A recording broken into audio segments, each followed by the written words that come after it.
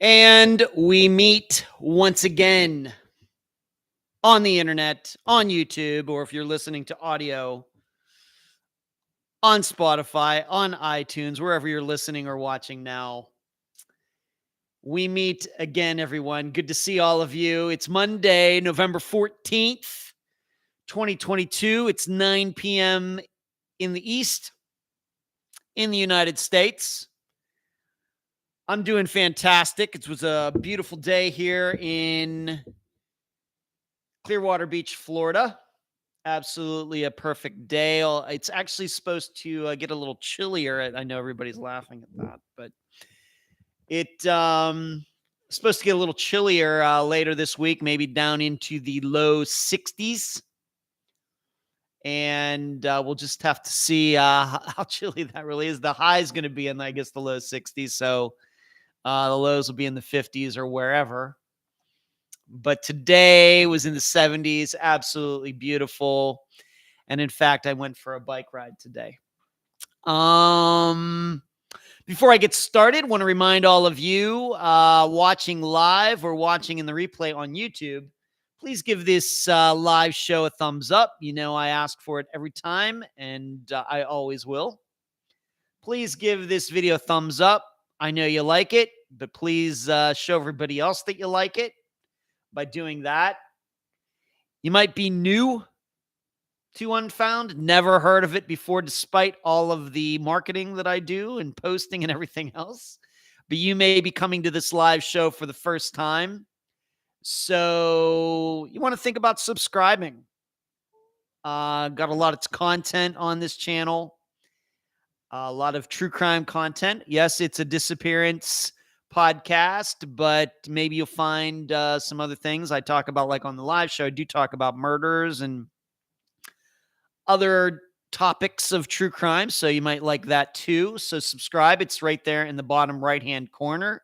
You don't have to go very far to find the button. If you're feeling like you want to support this program, you can do it a variety of ways.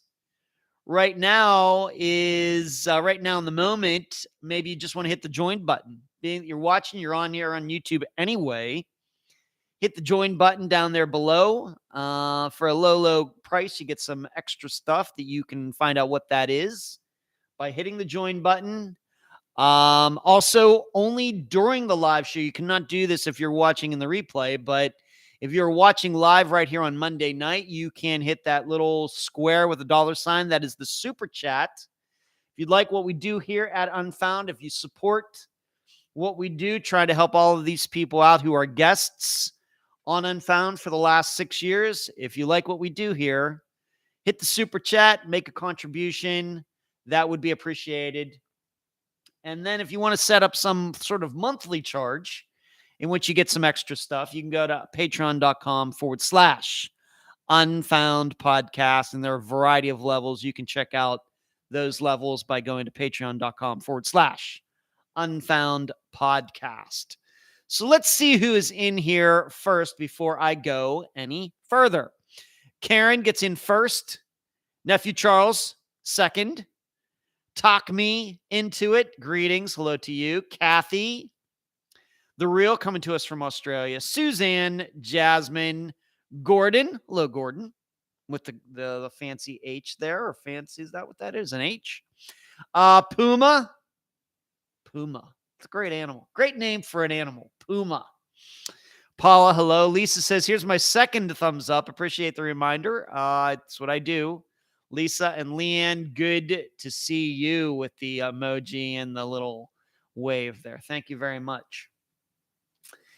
Unfortunately, I have to start out this live show, getting past all the pleasantries and business. I have to start this out on a very sad note.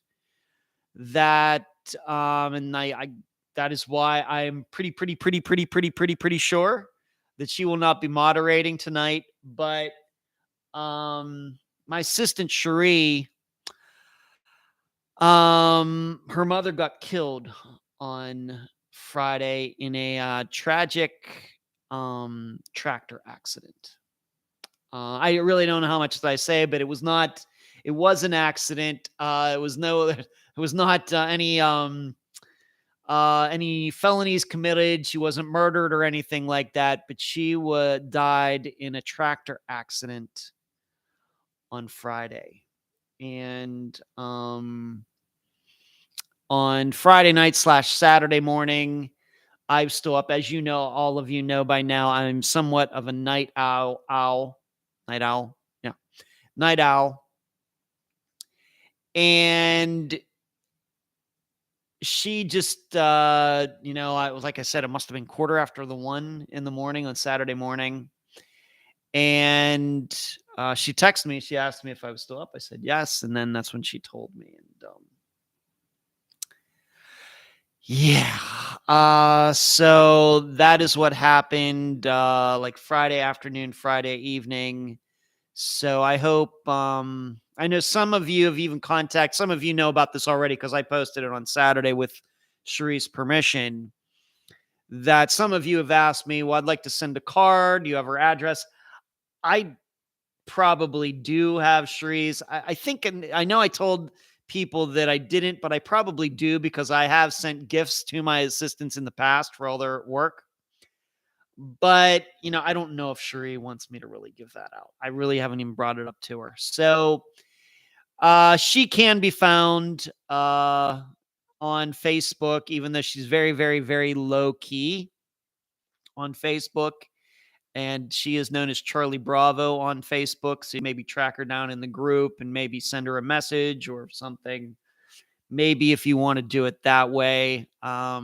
Like I said, I probably do have her address somewhere on one of these computers, but I don't know if that would be right to give that out. So you can send your sympathies, condolences, thoughts, however you want to put it, to her that way. I know that, she at least knows a few of you. She's talked to at least a few of you I know one-on-one about cases and Unfound and everything else. So I know some of you have gotten to know her very well. And I know she appreciates all the support that she has gotten since Saturday. So very sudden, very tragic, a complete accident. And I was talking to my dad this evening, and I was telling him about it. And he was like, oh, yeah, it's just so, once again, it's a tractor accident. She explained what happened. I don't know if I want to go into all of that. I don't know if this was actually on a farm or something, but I can tell you, going way back to the day when I used to mow lots of grass when I lived at home with my parents. We had a large yard, 3.5 acres of grass to mow. It took 2.5 hours to mow it. And it was, fairly straightforward. There were, it was a little hilly, wasn't totally flat and everything, but you just have to watch. We had a little creek down the one edge, so you would get kind of on your side, and you just never know what can happen on that. And once it starts going, it goes. And I also know from my ATV riding experience as a teenager that, I rolled a couple 3-wheelers back in the day, before they outlawed making them. And, just have to learn that when that starts happening, you have to let go of it. You can't hold on to it. You have to let everything go and try to get out of the way. You can't, ride it over, a tumble or something like that. So very, of course I lost my mother. It'll be 4 years on November 28th, but that was not sudden. That, of course, unfortunately took a couple weeks to happen. And I really just do not even like thinking about that time. So I know what it's like to lose a mother, but this is certainly a lot different. So once again, I hope you will keep Cherie, thoughts, prayers, sympathies, whatever your belief system is. Just you can send her a nice word or something. I'm sure that she would appreciate it. So some people getting here late. Some people. Gordon says very sad. The Real says I'm so sorry. Julie G says, oh no, I'm so sorry. Jasmine says, her family's in my thoughts. Improvement thoughts and prayers to Cherie. Leanne, so sorry to hear this. Suzanne, keeping her and her family in my prayers. Super sad. Gordon putting the prayer sign. No, hello, I just got on. Someone's sick. What I was talking about, and that's fine, Mayor. Cherie, who is my assistant who moderates this live show, has been doing the moderating of this live show since, I think, the summer of 2018. Her mother was died in a tractor accident on Friday. So that's what I was talking about. So there you go. So Cherie, I don't know if she's going to be listening to this or watching this or anything. We're all with you. And I did, what did I do? Did I text her on Saturday or yesterday? And, it's all just very sad. Yeah. I don't know how old her mother was. I really did not know her mother hardly at all, but Cherie told me that her mother was actually a Patreon supporter. I didn't even know that.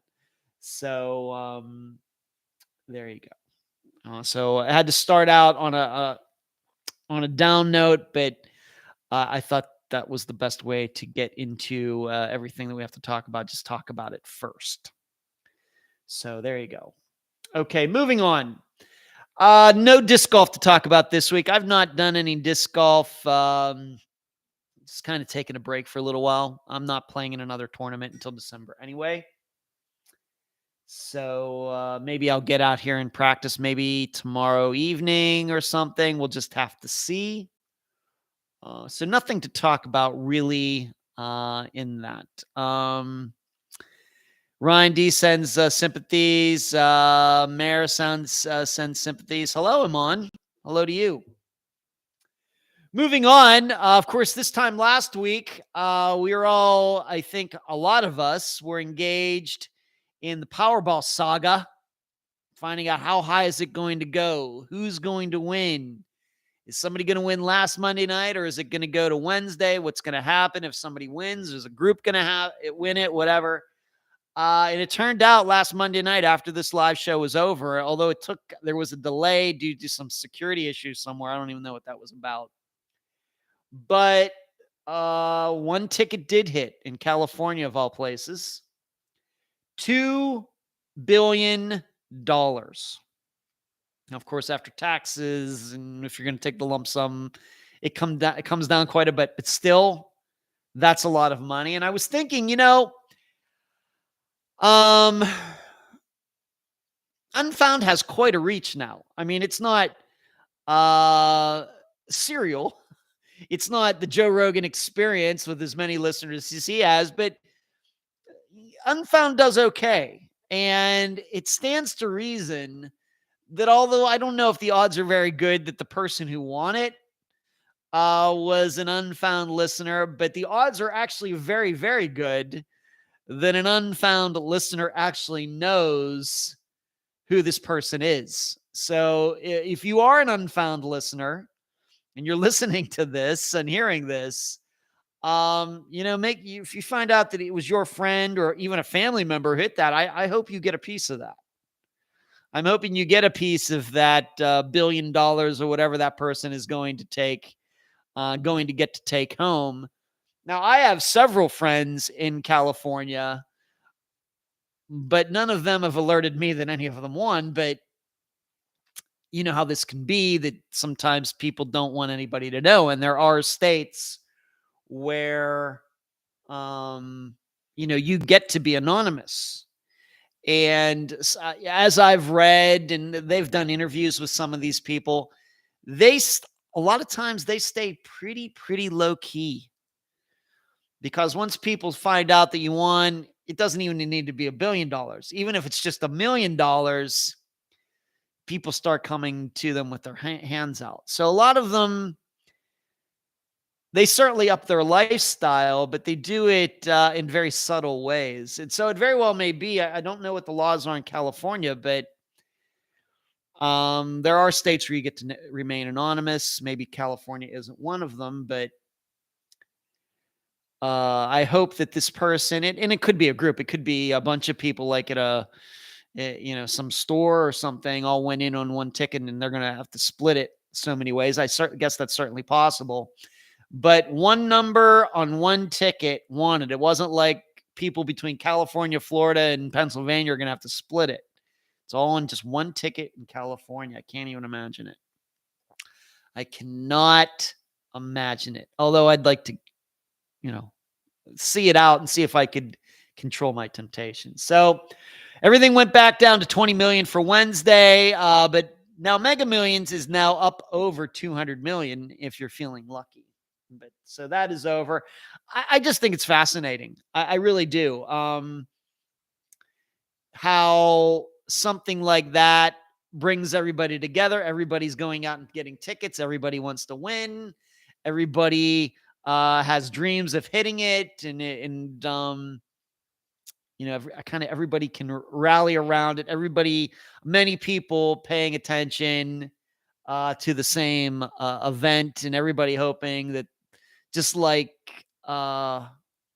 with Willy Wonka and Charlie and the golden ticket, winning the Powerball for no matter what amount would certainly be a very nice golden ticket. So I hope the person, whoever won this, spends it well. I hope this person is very generous, and I hope this person does good things with that money. Once again, if you're watching, please give this video a thumbs up. I don't care if you're on your phone, on your tablet, on your laptop, on your desktop, wherever you may be, whatever you are doing, please give this video a thumbs up as you are watching, whether live or in the replay. Moving on. I don't know if you can tell, but I got a little bit of a haircut last Friday. I just decided that, it really, as anybody with long hair knows, no matter if you're a man or woman, or if you're 16 or 52, after a while, of course, you get these split ends and everything. And I just thought, you know what? It's time. So I went down and just kind of got a little trim. I'm going to say it was only about that much. What is that? About 4 inches or something like that, the whole way around. And it was like 20 minutes and I was done. But the woman who cuts my hair, it's actually down in Madeira Beach. It's like within walking distance of where I used to live. And she's been cutting my hair, I don't know, since 2015 or something, 2016. So she's seen me go from, short hair down to this. And she hasn't, she hasn't touched my hair with scissors probably in 2 years. Now, although I did see her over at the gun range like last year by accident, but as far as me seeing her to cut my hair, I hadn't seen her since I think 2020. Was it during COVID? I don't even remember. Maybe it was even before that. That's how long it had been. So I was due to kind of get everything situated. It was looking a little straggly. Maybe if you watch last week's video, you can see like my hair would kind of go down into the U and N and D, or, right into the letters on my shirt here. It's a different shirt, but this week it's a little shorter. So we're all ready to grow a little bit more. And for anybody wondering, yes, this is my real hair. All right. But it was good to see her. Good to talk to her. Her name is Carrie, and we had a lot to talk about. Her daughter's getting married, and so I hadn't seen her in a while to talk about these things. So that was nice. Thumbs up. Thank you, Screaming. I'm on says I could use that dough regarding Powerball. And Maris says, I thought so regarding, it seemed like my hair was a little shorter. Thank you, Lisa. Carrie, assistant Carrie is in here. Carrie, thank you much. Good to see you tonight. How are you? Yeah, not that Carrie. Okay, this is assistant Carrie. This is a different Carrie than the woman who cuts my hair. Thank you, Leon. I appreciate it. Mayor says, oh, yeah, my hair is about as long as yours. I try to give myself trims these days to save money. Eventually, it just has to be done. That's true. Nobody, the thing is, though, nobody really wants me around a pair of scissors. Who knows what might happen? Um, and Carrie says, yeah, not this Carrie. And you've been working, Carrie. Okay, working a lot. That's good to see. And Carrie, I don't know if this is the proper time to bring this out, but have you gotten to see Bentley again recently? I know you got to see him, was it last month or something, but have you been keeping in contact with him? Have you seen him? Yes, you've seen him. He's doing well. Good. Well, Carrie, if you want to get Bentley the next time you see him to watch this video, I'm going to say hi to Bentley right now. Hey, Bentley, I see you out there. Bentley, I see you. Yes, I do. I see you right there. I can see you sitting there, Bentley. How you doing, buddy? Good to see you. Good to see you. Thanks for watching. So you can, Carrie, you can show that to him the next time you see him. One more thing, one more personal thing, I guess, before I move on to all of the interesting information that I want to tell you about tonight. We're going to be talking a little bit about Unfound's stats, some statistics regarding the actual disappearances, which I haven't done that for a while. So I finally had a chance to look at that this past weekend. So I want to pass that along to you. Of course, I got a lot of national news stories that I want to cover as well. But the final kind of personal information is that I posted, I don't know if you saw this, but some of you are friends with me on Facebook, that I posted a clip of, I see, Carrie, I got your messages. Thank you. Yeah, I want to see. Yeah, you sent me pictures of Bentley. Awesome. I can't wait to see him. Bentley, what a name. You should have had another. You should have another grandbaby called Rolls Royce or something, Carrie. That would be Bentley and Rolls Royce. That would be pretty funny. But I posted a little video clip on my personal Facebook page a couple days ago. And it is from a short film that was done back in 2003 inside Star Trek: The Experience. And it was done by a good friend of mine, although I have not spoken to him for years and years and years. I don't know if I've even spoken to him since I moved to Florida over 10 years ago, but certainly when we worked together, good guy. His name is Andy Thogerson. Funny guy, entertainer, performer. The last I knew, he was working at Margaritaville on the Strip in Las Vegas. Juggling and walking on stilts and doing all sorts of stuff. But he put this script together and we filmed it, or he filmed it. I was just a bit player in this. I was not one of the stars. It was like Andy, and then there's this guy, Carl, and the guy that you would see singing in this video, his name is Thomas Moore. All guys I knew very, very well when I worked there.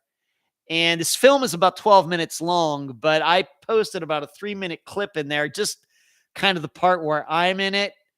So maybe some of you got to see it. And I remember him doing that. And we did, probably more than maybe management realized. We probably filmed more because this is before we had before Android phones, before iPhones. So you actually had to have like an actual kind of camera.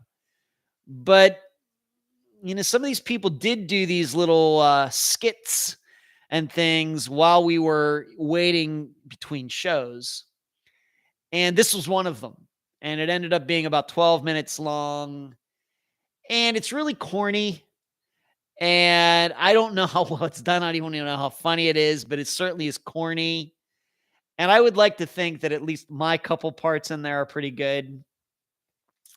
But if you haven't seen that, if you are friends with me on Facebook, go look for that. I do my best Bill Paxton impersonation from Aliens, where he goes, "Game over, man, game over." I did that. And then also I do something kind of really stupid. But you should check it out.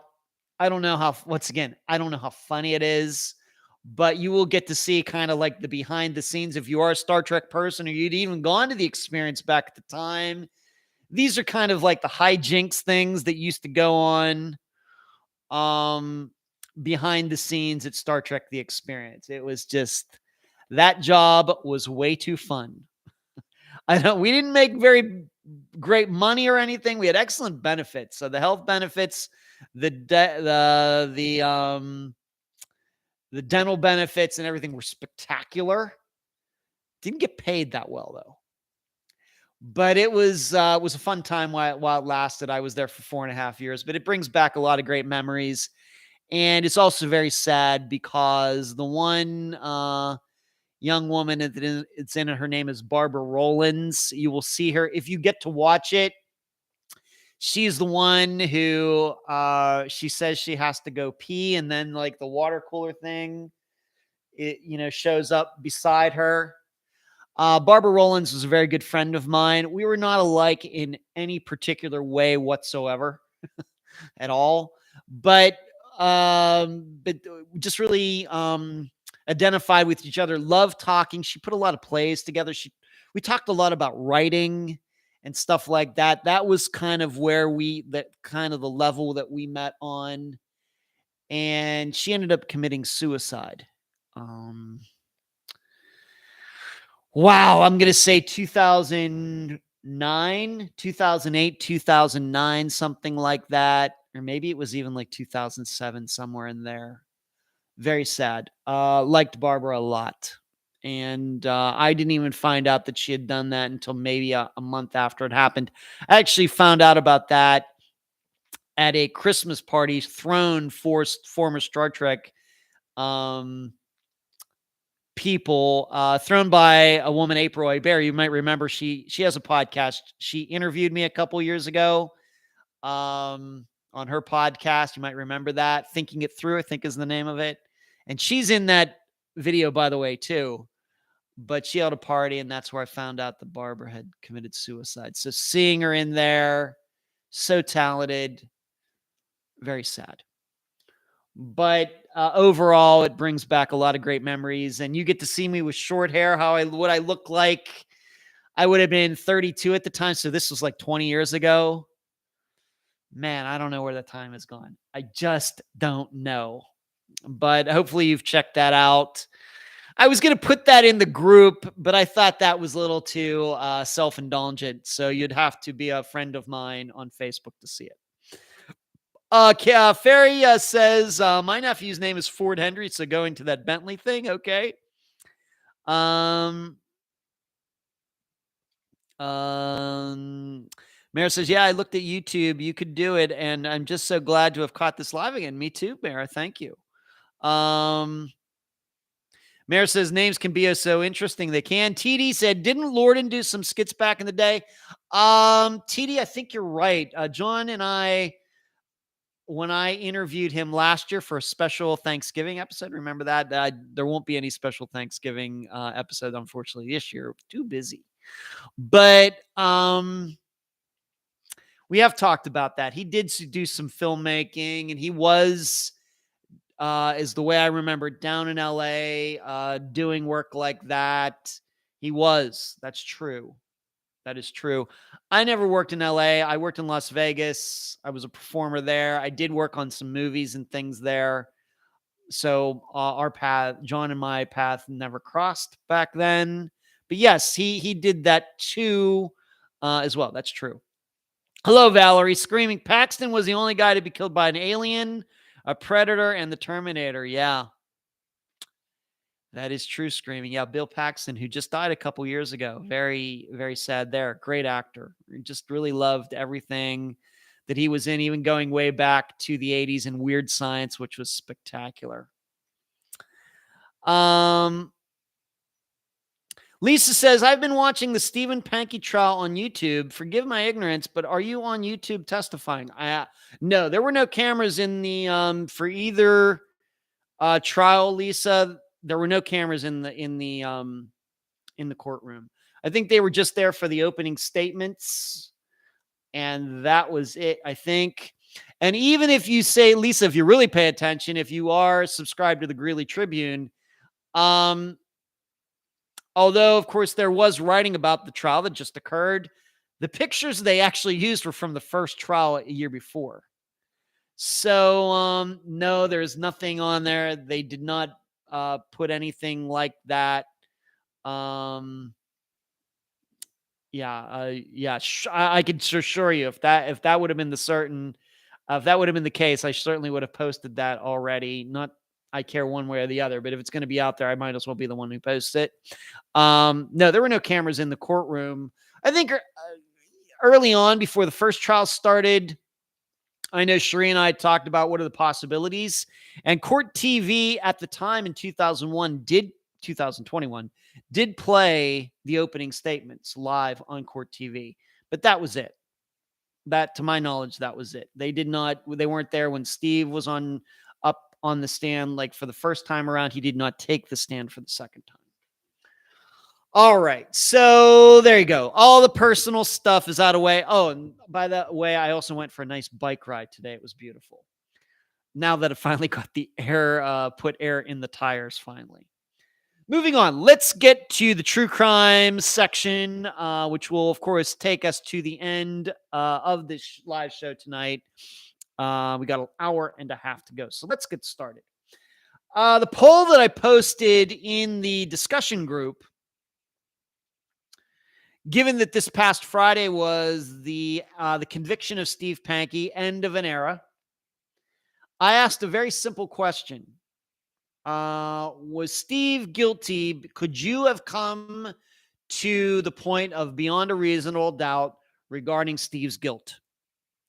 That was a very clear yes or no question, and anybody was free to base that on anything that they could get their hands on, either statements from me, reading articles about it. I know other people have covered it. I even understand if you have Amazon Prime, that there is now a podcast going on there that has nothing to do but with the trial of Steve Panky.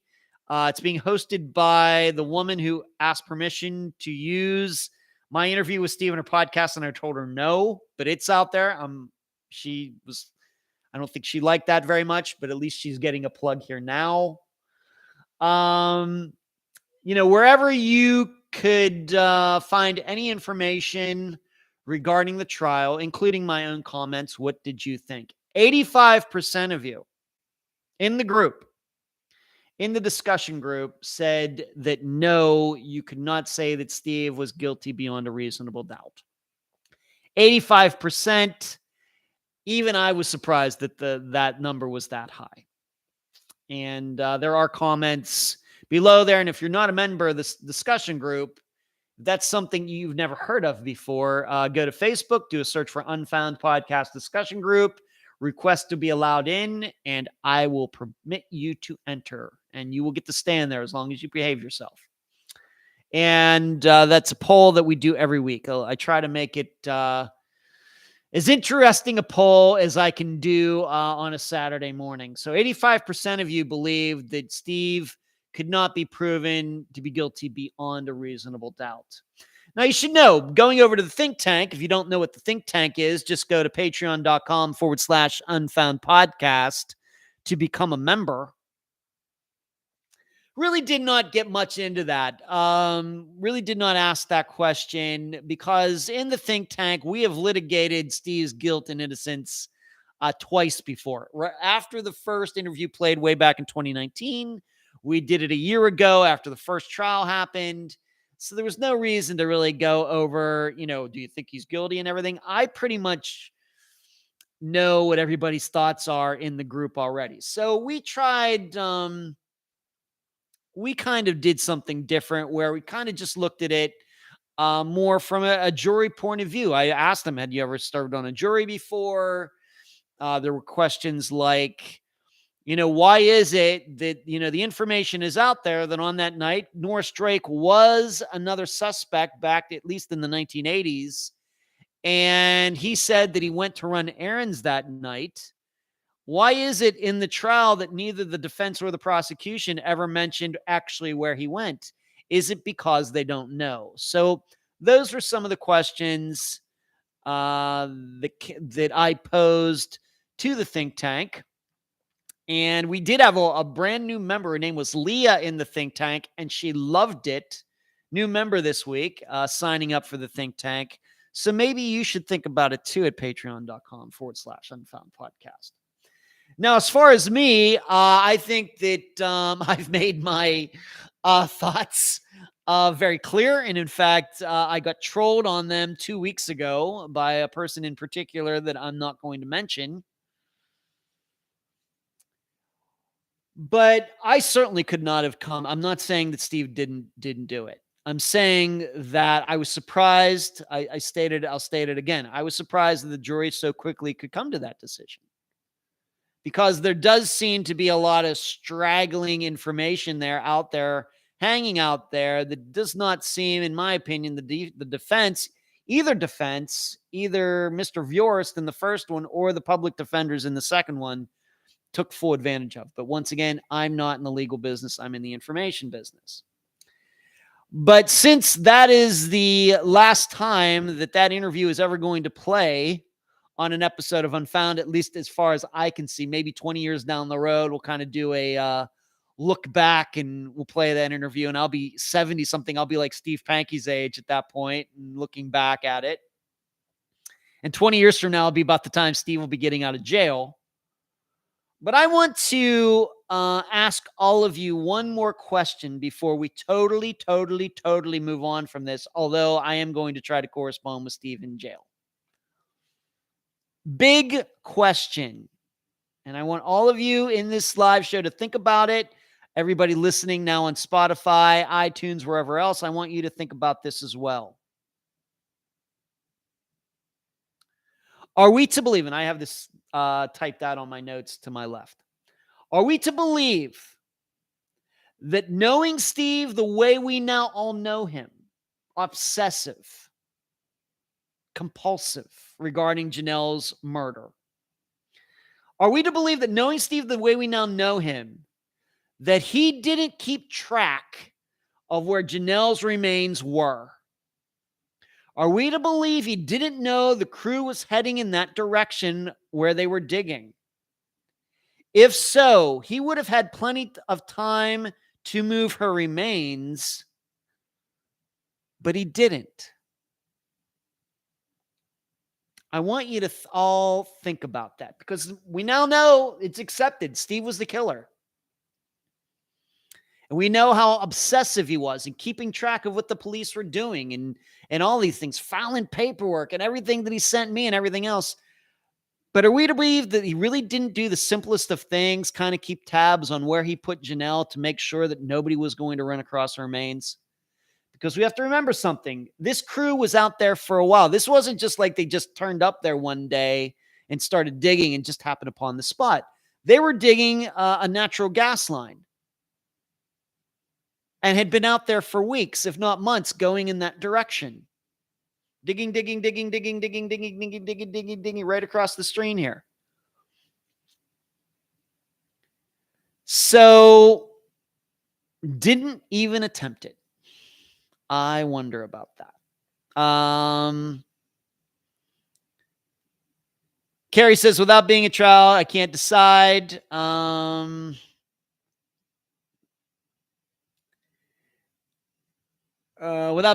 Ferry says, I could not have Carrie moving remains. The length of time it took to find her, it isn't that easy to just move remains.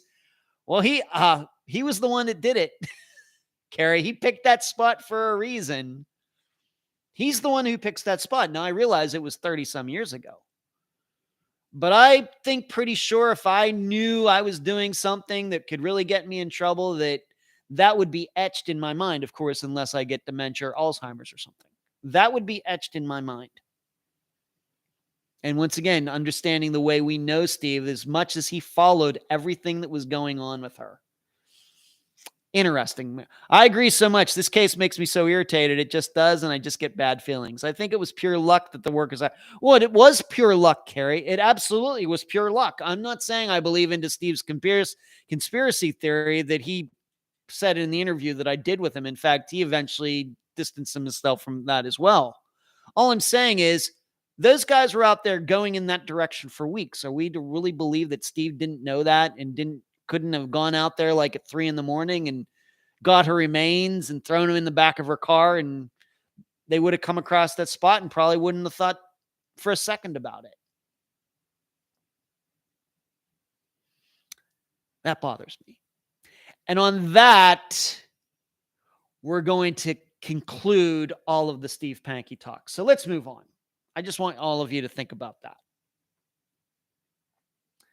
Moving on. I want to remind you that this Friday, although we're wrapping up here, I told Dr. Telesco and I decided we would talk about Steve for her live show. She has not had a chance to offer her opinions on everything now that Steve has been found guilty.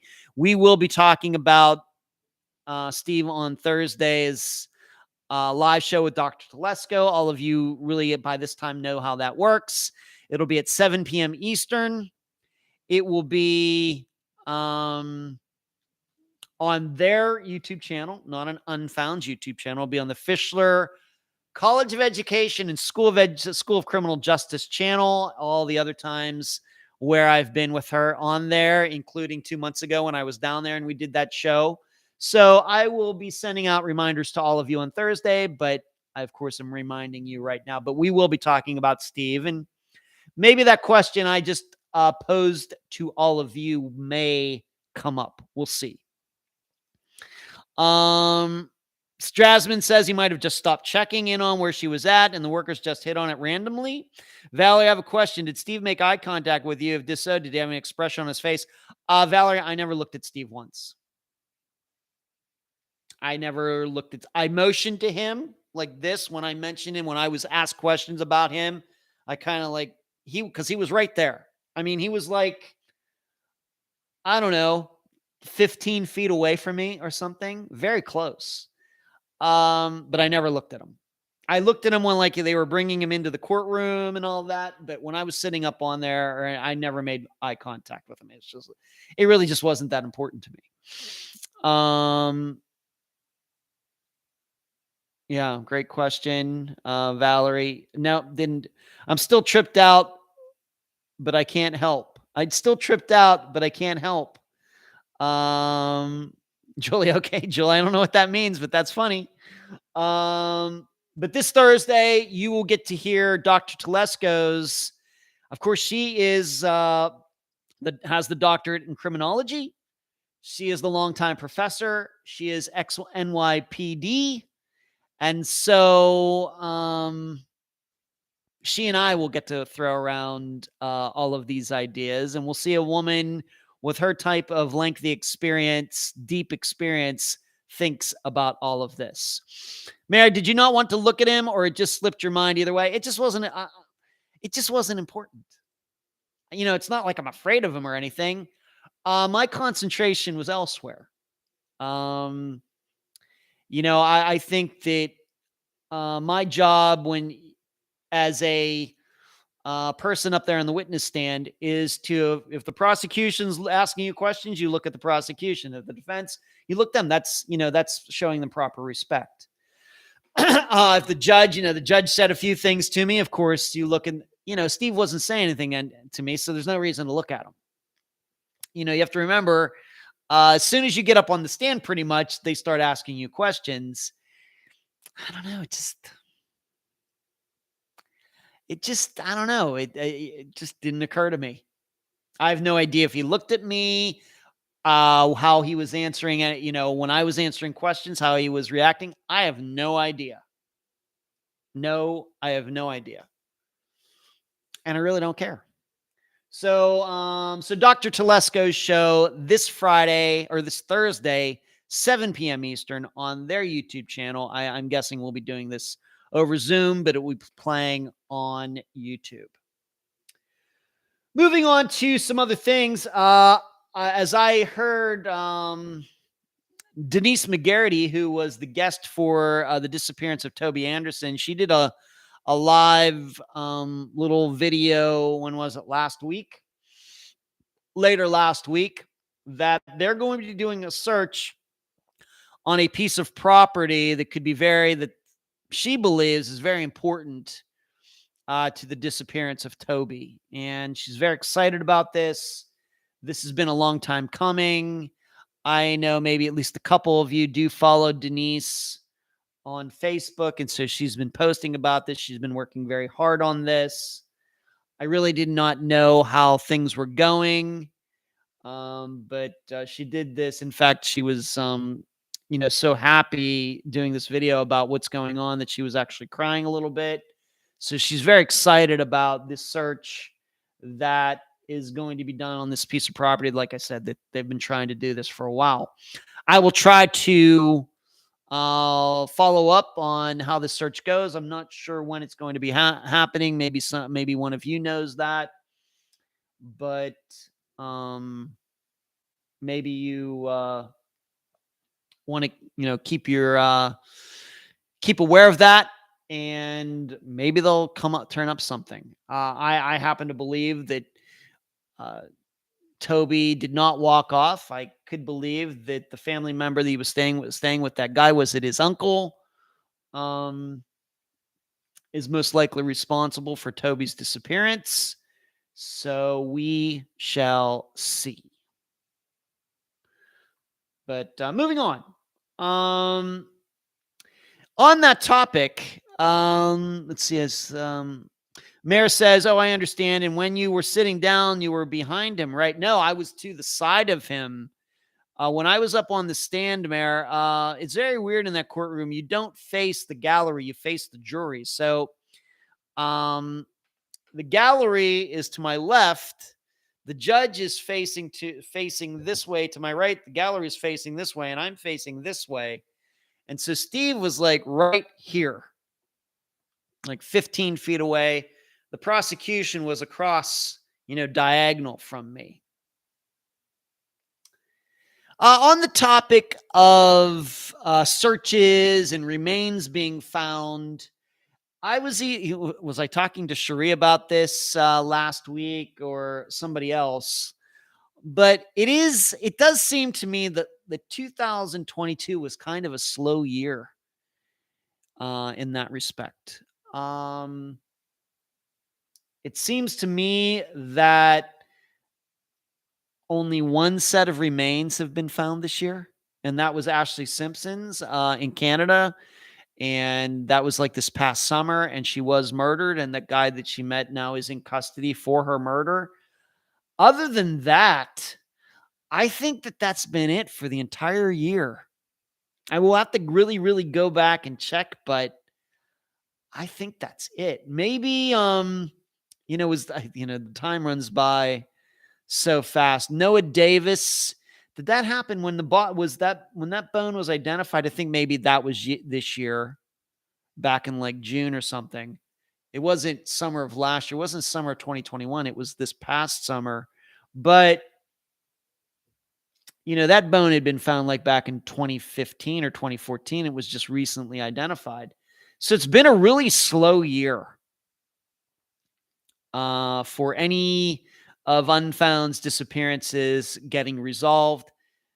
Not sure why that is. It seemed like for a while there, Crystal Morrison and Esther Westenbarger happened very close together. Zoe Campos and Andrea Bowman happened very close together. Austin Pivo was, mixed in there. His remains, they were all in this kind of a cluster. And then last year, Robbie Hurt was found. And then, of course, we had Christopher Hyde and Chris Turner. And then we get to this year, and it's not much has gone on. Obviously, I've done the update episodes in April and August, and I certainly had a lot to talk about. But none of that, except for Ashley's remains being found, none of it otherwise had anything to do with remains being found. Not sure what it is. Maybe I guess the odds are then that 2023 will be in the opposite direction. Of course, I'm hoping that. I certainly hope that we can get some of these disappearances resolved by whatever means, by luck, by actual work. We of course don't care about that. We just hope that these things get resolved. But 2022 was a slow year. Remember, we only have like a month and a half left. I mean, we would really have to have some wild things happen between now and December 31st for us, I think, to even get to the average of what the other years have been, going back to the full years that Unfounds existed, 2017, 18, 19, 20, 21, where quite a few remains were found in those years. And then we get to 2022 and it's only one. Not sure why that is. I don't know. I'm going to take a question now, and this is from Penny, who sent me this question actually a few days ago, and then today she reminded me, I sent you a question. You got him right. I said, I did, Penny. All right, Penny. She asked me a couple questions, but this one first. Penny, besides the Panky case, have law enforcement, attorneys, or other governing bodies requested a copy of one or more of the podcasts? If so, is it safe for you to share the agency and podcast information? Penny, what I would say is that, of course, since the podcasts are public, law enforcement could be listening to them and I wouldn't even know it. I don't have, although I know what the download numbers are, and I know, of course, what the views are here on YouTube.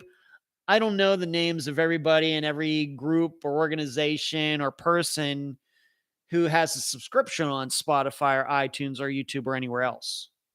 Okay.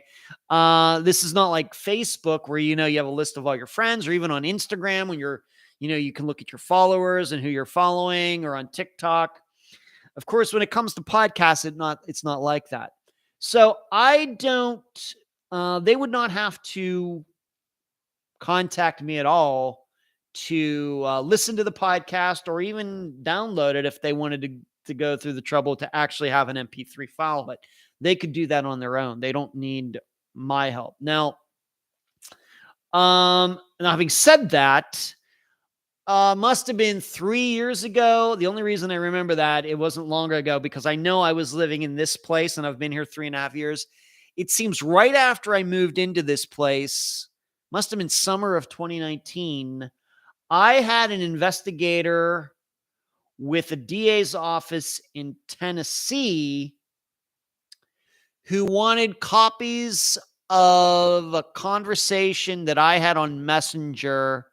This is going to, do you remember, oh my goodness, I don't want to get the names wrong, so I'm going to look at the list here very quickly. I want to get the names right.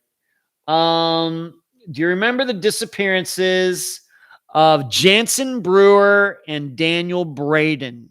You remember that one? Laura Jenkins, Jansen's mother, was the guest. This is a disappearance that was covered. Oh my goodness. When was it covered? Let me look here for a second. This must have been in 2018. I'm thinking it was in 2018 that we covered those disappearances. Let me check here for a moment.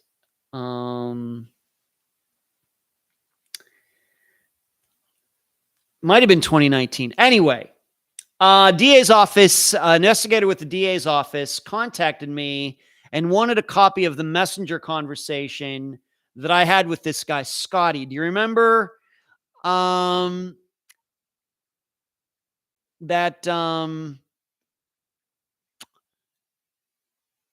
he was the guy who had the truck that he allegedly lent it to Jansen Brewer and Daniel Braden.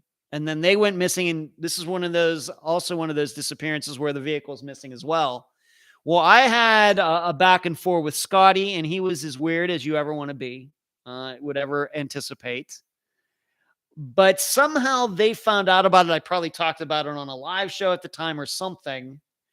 And this guy requested for me to send a copy of that messenger back and forth to him, and I did so.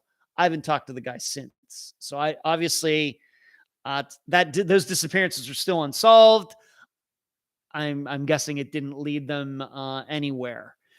But off the top of my head, that is The only time I've actually ever been contacted by law enforcement for information that I've collected that wasn't a podcast. Like I said, all the work I do is public, eventually makes it public through the interviews and through the podcast that comes out every Friday. So these people do not have to contact me if they want to listen to something. They can just do that anytime, and they can be totally anonymous doing it. The only thing I would say to that is that sometimes, given the sensitivity of the material, sometimes some things that come up in private conversations with the guests don't come out in the interview for one reason or another. So law enforcement, in listening to, if they are, and I think they have, in listening to the interviews, probably are getting 98% of the information I have anyway.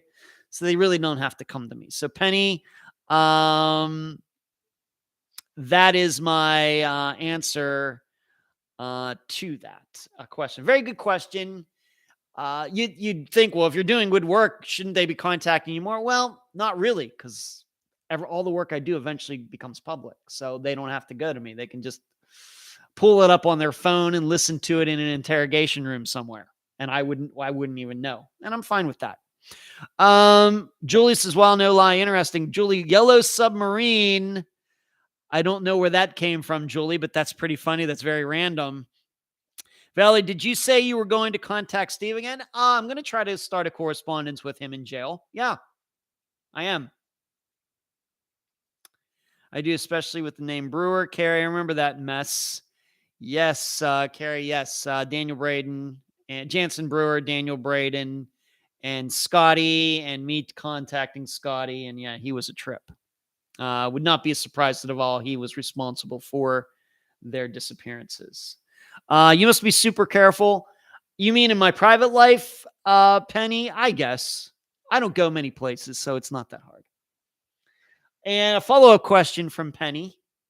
Another question. Once a podcast has been published, do either you or your staff provide a copy to the interviewer, law enforcement, or others close to the disappearance? Penny, the answer is no. It's just too much work. I mean, the good thing about YouTube is once the episodes get posted here, YouTube does automatically do a transcript that you can see, although it's not totally accurate. It's automatically generated, just trying to identify, people using the English language and trying to figure out what they're saying. That's just a lot of work, Penny. If people want to listen to it, they can. Most of these episodes are 2 hours long. And if family wants to get somebody to transcribe it or something, they can do that. That's just, as I learned trying to do the books, that's a lot of work and it's very expensive. It can get very expensive very quickly. So I don't do that, but there are ways. There are even programs out there that are much better than what YouTube does here, where you can feed audio to one of these programs and it comes out pretty well. Carrie, get it that way. Yeah, but Carrie, unfortunately, the books have not been done for a while for many reasons that I do not want to get into in this live show, Carrie. That is for dang sure. Okay. Where do I want to go next? I thought this was interesting. Out of nowhere, here's two disappearances that I've not talked about on here for a while, but certainly they're always on my mind. They're all always on my mind, but this one in particular is because I've gotten to know the guests so well, and that is the disappearances of Peggy and Patty McDaniel. And you all know how I've gotten to be good friends with Joyce Rivatuzo. I haven't spoken to Joyce recently. I hope she's doing well. I don't see her in the chat tonight. Anyway, the nephew of the guy who was murdered, this murder that seems to be connected to their disappearances, posted something in the group. He said, Nelson George Johnson was my uncle. He was my mom's youngest brother. We called him George. I didn't know his name was Nelson until he died. I was 11 years old at the time. He was more of a dad to me growing up until my dad came home when I was 10. My heart goes out to Joyce Rivatuzo and her family, not knowing what happened to her baby girls, but I think they may be the only ones to know who murdered my uncle. And that murder is still unsolved. And then I followed up with some questions for him, and this was his response. This is something my family never really talked about, but back in 2018, when I was taking care of my mom full time, I asked her, did they ever find out who killed George? And she said, I believe that Gross boy killed my brother, Ed Gross. I'm asked, well, who is that? I asked, who is that and why isn't he in jail? She told me that they all knew Ed Gross from Live Oak. And some years back, George and Ed got into a fight. And when George got the best of him, Ed stabbed him with a pocket knife, and it was nothing life-threatening. She also told me the police know about Ed, but they couldn't prove he killed George. She never mentioned Marvin Warren, who I found out about through this podcast. The rest of my family believes it was Ed Gross, and it was something to do with the missing twins, Patty and Peggy. So this is something, kind of came out of nowhere. And I'm thinking that I might like to have an additional conversation with this nephew of Nelson George Johnson, who was murdered, was found in the trunk of a car, and it is believed Ed Gross and Marvin Warren. Marvin Warren is still alive, by the way. And find out how this can all, can we push this investigation forward? What was Nelson George Johnson doing to go to see this why was he going to see this guy? Why did they meet? Or did Ed Gross jump him or something down there in the Miami area? We just don't know. But maybe if we can talk to some people one-on-one, or I can, who were adults at the time, maybe we can move this forward. And I have it just in my notes here. Belief Ed and Marvin went to South Florida to see George, but why would George see them given the prior beef? It's just questions that I don't know. But if this all is kind of like, I don't know what Ed's talking about, you should go back and listen to the episode, The Disappearances of Peggy and Patty McDaniel. That's an episode that came out in like April of 2017, so over 5 years ago. Crazy. So if you'd like to check that out and see how this unsolved murder is also connected to their disappearances, and some things have certainly happened since that episode came out as well, go back and find that episode on Spotify and listen to it. Once again, if you don't know what I'm talking about, you're new to Unfound. All right, let's get to, I just want to go over some quick stats regarding Unfound. We have to this point. This Friday will be Disappearance 273. And I realized we had some episodes where there were like two. These are just disappearance episodes. So like Flight 370 is all considered to be one episode, even though over 200 people went missing on that plane. And then like the Pickering six people, that's still just considered one episode. So in these stats, it's just considered to be one disappearance. The 273 disappearances, I was going through this since last week. As best as I can tell, 169 of them are probably, and I counted the ones that have been solved in there too. So 169 of them are murders, were murders, or I believe them to be murders. So out of 273, 169, somebody knows what happened and isn't saying. Kind of that combination. That's 62%. I will tell you, I thought the number would be higher.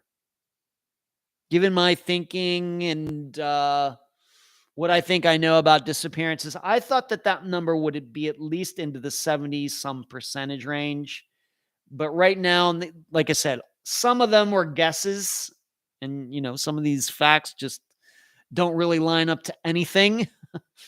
But it's actually lower than I thought. 62% of them I believe to be murders, or somebody knows what happened and they're not saying anything.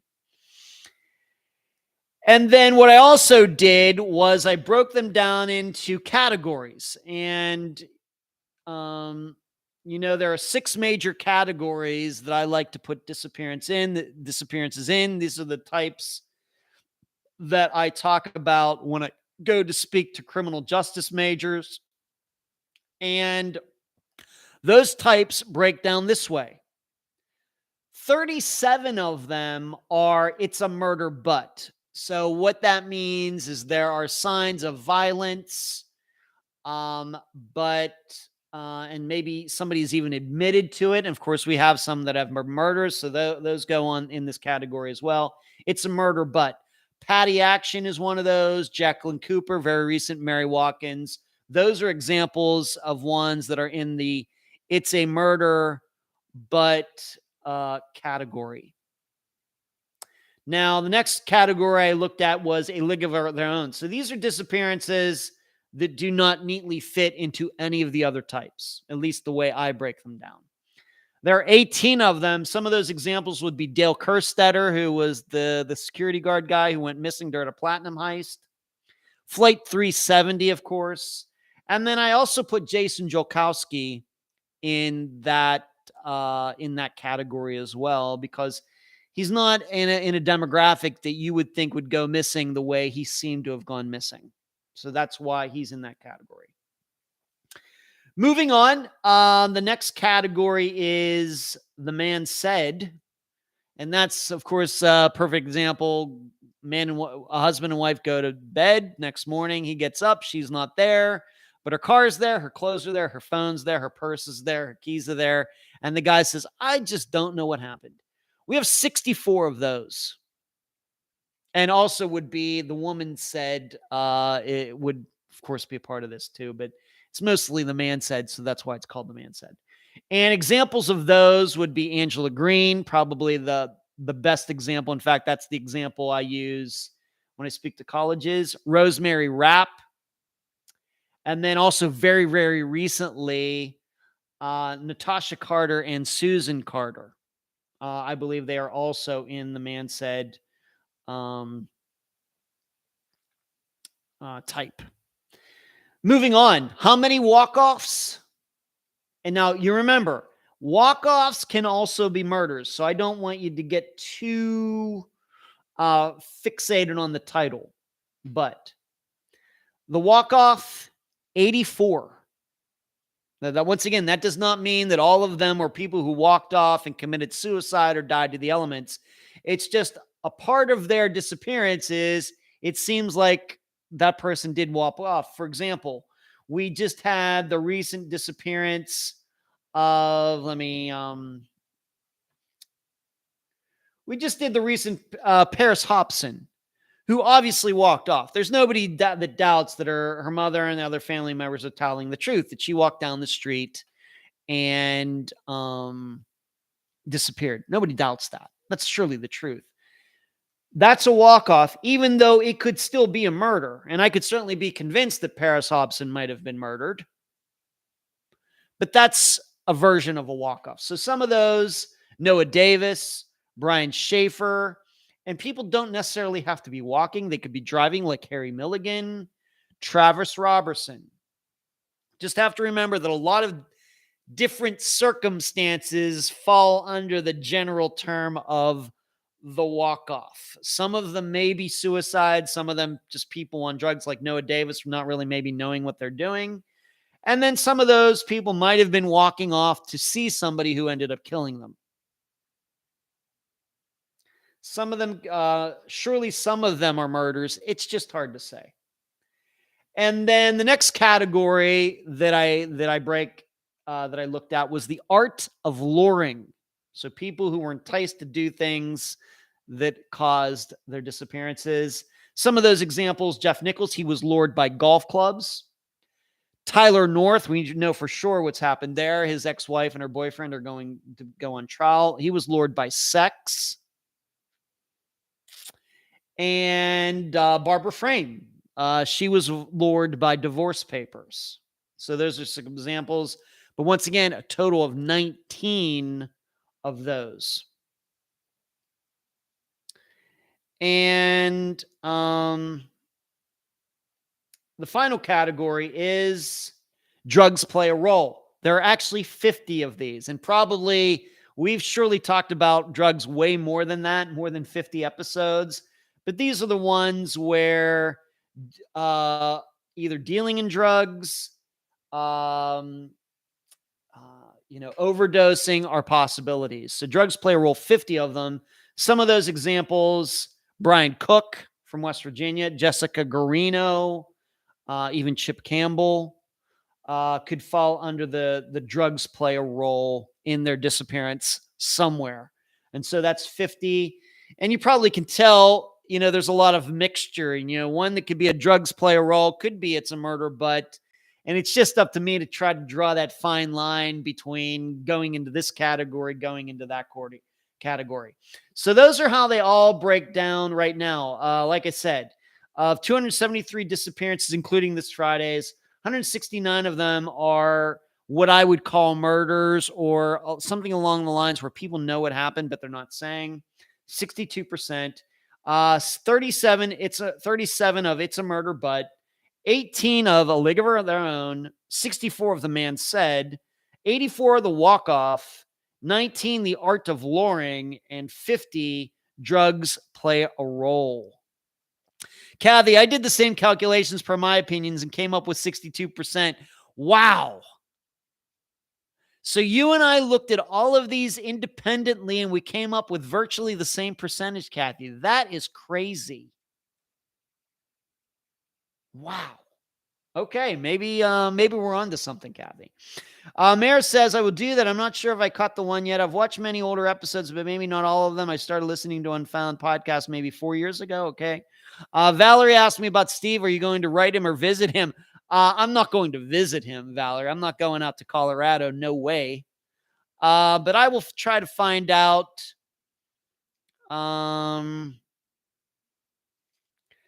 Whoa, what is this?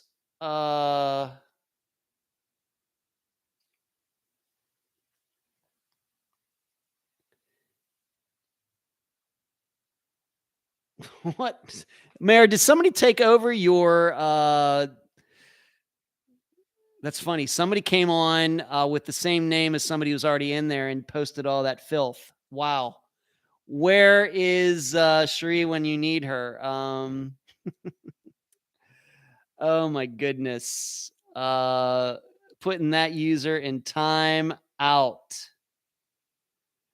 Wow. Okay. Guess I'm gonna have to fight that for the next 45 minutes. Moving on. I want to talk a little bit about the Delphi murders, if we could. Of course, Richard Allen is now in jail. He needs a lawyer, and I'm going to read this article to you. The man accused of murdering, I don't know, Mayor. Somebody came in using your exact name and was writing some very, very nasty things, Mayor. So it seems somebody has copied your ID, and they're obviously using another count to try to fool me, but they didn't because I noticed that right away. The man accused of murdering 2 teen girls in Delphi, Indiana, has written a letter to the court begging for a public defender because he can't afford to hire a lawyer. I, Richard M. Allen, hereby throw myself at the mercy of the court. I'm begging to be provided with legal assistance and a public defender or whatever help is available, he wrote in a letter to Carroll Circuit Court obtained by the Journal and Courier. Allen, of 50, is charged with 2 counts of murder in the killings of 14-year-old Libby German and 13-year-old Abby Williams on February 13th, 2017. Allen wrote a letter begging to be provided with a public defender. The bodies of the 2 friends, we don't have to go through the details again. Allen, a married father of 2, was a CVS technician, wrote that his wife had stopped working for her personal safety, which I can understand, in the wake of his arrest. At my initial hearing, I asked to find representation for myself, Allen wrote. However, this time I had no clue how expensive it would be just to talk to somebody. I also did not realize what my wife and I's immediate financial situation was going to be. We both have been forced to immediately abandon employment, myself due to incarceration, and my wife for her personal safety. Allen did not elaborate on threats to his family's safety. Doesn't surprise me at all. although all those people are crazy too. Again, I throw myself at the mercy of the court. Please provide me whatever assistance you may. Allen entered a not guilty plea at his initial hearing last month. Evidence against the suspect has been temporarily sealed. A hearing has been scheduled for November 22nd to decide whether to unseal the probable cause affidavit related to Allen's arrest. Now, this got me thinking about something. Ferry's right. The font was different. That's how I knew something was going on. And like I said, it was complete filth. And that troll is surely laughing out there somewhere right now. But regarding all of this, there certainly is a lust for blood out there, of course, for killers, especially killers of children. And my attitude has always been everybody hates lawyers until they need one. And they are expensive. And this probably is the reason, going back to Steve Panky, I think he paid for his own the first time around, but when it got to the second trial, he ended up needing a public defender. And you should know there is even a segment of the population in the United States that doesn't even believe that there should be public defenders. Why are our tax dollars going toward protecting these killers? We automatically think because somebody gets charged that the person is guilty, which is another flaw of how the media portrays all of this. And sometimes, of course, I get caught up in that as well. But I want all of you to remember something, and this is something that I always try to think of when of course, somebody gets charged and everybody wants that guy dead because of whatever he did, whether it's the Delphi murders or a school shooting where a bunch of children get killed, and they wonder, how can a lawyer do this? How could you go and defend this person who obviously did it? And you're going to go in and say he did this and he didn't do that, and you're going to find loopholes. I mean, we've all had those conversations with people. I want everybody to remember this, being that most of us here are American citizens, and this is something from our history. You've heard of the Boston Massacre, right?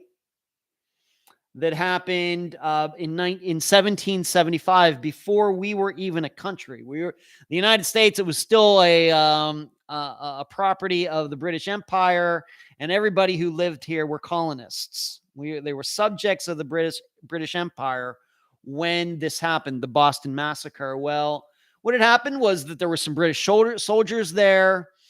A mob had amassed for some reason, going on with something, and they started throwing rocks and things at these soldiers. And what ended up happening is these soldiers, some of them ended up shooting and killing some of these colonists. That is what the Boston Massacre is. And I'm going to read this to you.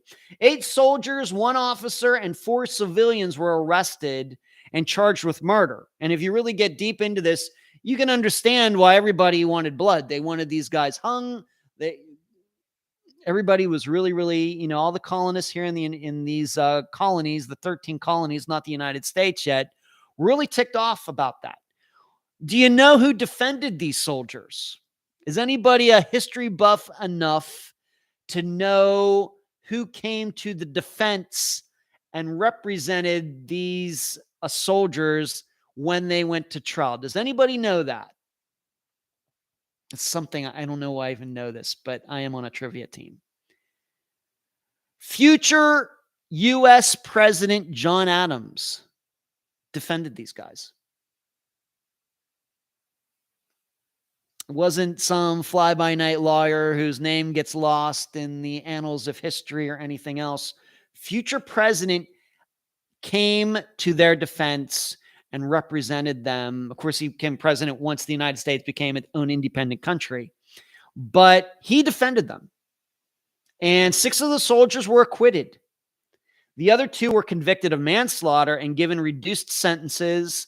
The 2 found guilty of manslaughter and sentenced to branding of their hands. That would be interesting if we did that in the United States now. But this is what John Adams said about defending these guys who obviously killed unarmed people, innocent people. Now we have to remember this is like 17th century English. The part one took in defense of Captain Preston and the soldiers procured me anxiety enough. It was, however, one of the most gallant, generous, manly, and disinterested actions of my whole life, and was one of the best pieces of service I ever rendered my country. Judgment of death against those soldiers would have been as foul a stain upon the country as the executions of the Quakers or witches anciently. As the evidence was, the verdict of the jury was exactly right. This, however, is no reason why the town should not call the action of that night a massacre, nor is it any argument in favor of the governor or minister who caused them to be sent here. But it is the strongest proofs of the danger of standing armies. That's why we don't have standing armies in the United States. Because of this. Where we have soldiers standing on, street corners all over the place. You go to most other countries, that's common. Although we have a huge military in the United States, nobody's standing on street corners. This was one of the reasons. And although it wasn't in this article, like on Wikipedia that I was reading from, that I copied this from, but John Adams also stated that the reason he did this is because he wanted to show the king and Parliament, the rest of them, that they weren't a bunch of heathens in the colonies, that they were certainly capable of representing themselves. He thought that it was by defending these soldiers, even though they had killed people, that he thought it was very important for him to do that, to show, you know what, we can handle our own business over here. And it's because if we don't, we might just get even more of this. Very interesting part of American history right there before, of course, the Revolutionary War. And I always remember this when I think about people trashing on defense attorneys and all of that. I always remember myself that at a key point in our history, one of our future presidents defended the guys who caused the Boston Massacre. And I think that's how we should always think about that. Carrie says, people that say who can represent him or her clearly has never heard of the Innocent Project. Innocent people are convicted a lot. That's true. Paula says, my nephew is a criminal defense attorney, will often be appointed through the court. He always says his job is not to get people out of charges, to make sure they get a fair trial and no appeal. Carrie, and no, I'm not saying the person that was a family member was not innocent. Carrie, the right to attorney is a very important part of our due process. Yes. So Richard Allen deserves an attorney too, even if it means the people of that state are going to have to pay for it. The fact is that money actually is not just protecting the rights of Richard Allen. Actually, it's protecting the rights of everybody. It's hard to visualize that because we know these two girls were murdered, killed for no reason, whether Richard Allen did it or not. They were killed for no reason. But when we protect one person's rights, we protect everybody's rights. Moving on, I want to talk about Trinity Backus. This is a disappearance that just happened, and unfortunately, she was found deceased. But I want to talk about it and just how quickly these things can happen. The mother of a girl who was reported missing in Northern California and found dead Friday needs time and space to grieve, a social media post said. A text-only note posted Saturday to the Instagram stories for Andrea Stanio, mother of 16-year-old Trinity Backus, pleaded that friends give the heartbroken mom space following the news of her daughter's death. This is Amanda, Andrea's friend. The note reads, at this time, Andrea needs time and space to grieve. Please do not randomly show up at her home. Backus was reported missing Thursday, so this is just 4 days ago, after disappearing from her aunt's house off of Kentucky Ravine Road in Nevada City late Wednesday night. Search and rescue teams found Backus's body shortly after 2 p.m. Friday, half a mile north of where she was last seen, in a very heavily wooded river drainage area, the Nevada County Sheriff's Office said in a Facebook statement. The Sheriff's Office said that there was nothing suspicious about her death so far, and the cause of her death was yet unknown. The coroner's division will conduct a full investigation, including an autopsy. Our deep appreciation goes to the hundreds of volunteers from agencies throughout Northern California that have assisted in this search, the sheriff's office added. Backus's aunt, Ashley Bjorkland, wrote in a series of Facebook posts this week that her niece took off from her home around 10:30 p.m. local time Wednesday, wearing only pajamas and no shoes. This is Northern California in November. Backus had a friend sleeping over when she disappeared, Fox News reported. This is one of those things you just don't think these kinds of things that can happen. This we might think about this the way we think about that Unfound Now I did at the beginning of this year. Stephen Schwartz, who was just driving along, went across a bridge, got into a car wreck, ran back to that bridge, and jumped off. I don't know, was there things going on with Stephen Schwartz? Hard to say. I looked as hard as I could at the time when I did that as an Unfound Now to try to find anything. Could not find anything. No criminal record, but maybe he had some sort of mental issue. I just don't know. But these are the types of disappearances that I think leave the public and even myself thinking, how can this happen? She's at her aunt's house.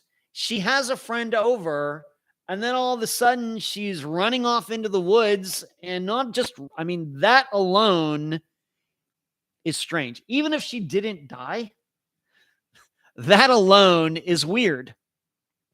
But then on top of that, she runs off, of course, doesn't come back, and then she is found in a river, as they described here, in a heavily wooded river drainage area.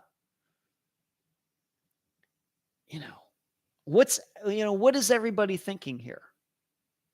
This is why, we think about maybe some disappearances that could be like this. I have to tell you, the first one that comes to my mind is Jesse Ross. There's no explanation why he was at that convention center, that hotel, seemingly having a good time with people he knew. It was on the very last night of this trip. And during a break, he walks out of the room, seemingly walks out of the hotel, never to be seen again. That goes against, I think, everything that we experience in our daily lives. People just do not leave rooms and buildings and cars and work and subways and planes for no reason. But of course, on Unfound and all these other true crime podcasts and shows, these things happen. And we're always left puzzled. And so I know many of you saw this story. This was, I think, a story that got a lot of attention out there when she went missing. Anybody have any insight into why this girl would have done this? I'm guessing, we're never going to find out if she had any sort of psychological problems. Could it be that she and this friend of hers might have been doing, a drug like ecstasy or something that caused her to freak out and get paranoid all of a sudden and run off? I know for me, although it's not happened like in almost a year now, once in a while I get kind of a panic attack. Like I said, I had them some years ago, and then I went quite a few years without any. And then the week of Thanksgiving last year, so we're coming up on that in a week, I had one hit me out of nowhere. And it totally feels like you are, maybe some of you have had them too. It totally feels like you are completely losing your mind. You're having an out-of-body experience. You're feeling all of the thoughts that you've ever had in your entire life, trying to make it to the forefront of your brain at one time. And I remember the first time I had one of those happen, I had the feeling of like, it was down in my place in Madeira Beach. And, I had that sudden, what is it? Flight or fight. And I had for a moment there, It was like, man, I just want to open this front door and just run. But I didn't do that. Instead, what I did open the door. I went and stood outside, and I was like, if I'm having a stroke or something, I want somebody to see me lying down here on the street. Maybe somebody will stop, because I knew if I even tried to call 911 at the time, I might not have time to do that. Luckily, it subsided.